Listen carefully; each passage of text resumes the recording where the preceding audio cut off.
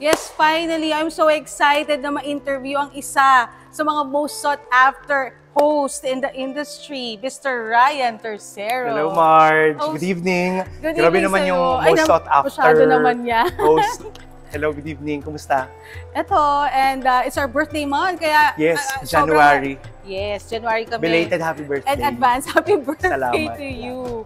So, naku, ano ba, pang ilang event mo na ba itong event natin today? Naku, Oh today my God. is my 855th wedding. Ganun ka-accurate.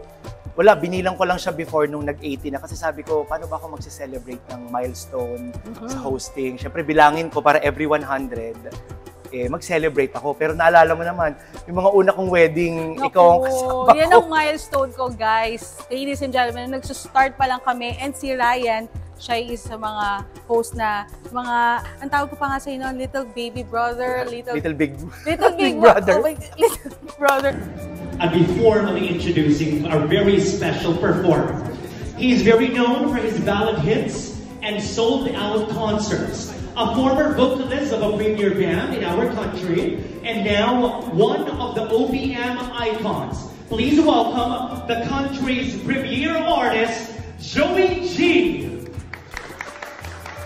So yeah, I'm so thankful kahit na big brother ka na talaga, hindi mo pa rin kami nakakalimutan. Siyempre naman. Yan. Oo.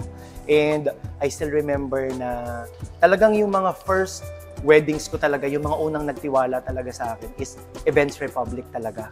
Yan, nakita ko ni Lane sa isang debut, ni-refer ako sa iyo sa unang wedding, kunwari magkakilala tayo. Oh. Kasi syempre, no, dapat maramdaman ng kliyente na yung relationship ng supplier, ng coordinator at saka ng host. Yes. And hindi ko rin akalain na yung moment na yun yung magsa-start pala ng mas marami pang weddings. Ayun nga, kinukwento ko yan always sa mga clients natin kung paano natin ginawa yung first meeting natin. And nag-click tayo and now, you look at you. Look at us.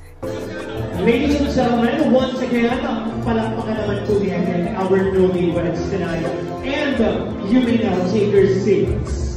Thank you so much kung bakit nandito rin kami sa stage na to and ikaw din. Siyempre naman, na never talagang makakalimot kasi ganun daw talaga, parang as you move forward, kailangan you always look back kung saan ka nagsimula.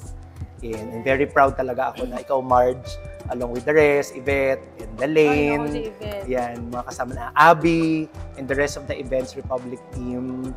Naku, kailangan talaga mataas na ang ano nyo, PF. Mataas na ang PF, no? Oo, kasi ayaw nyo umalis din sa ano natin. Ayan, so paano ba ikaw may reach ng ating mga potential clients lalo first quarter of the year? Okay, they may reach me via Facebook and Instagram. It's at Ryan Tercero. And sa Facebook naman, pag-search mo ng Ryan Tercero, nandun na yun, both personal and Facebook. Message nyo lang ako doon. Let's check your dates and let's make your wedding and your event. Bye! Thank you! Thank you!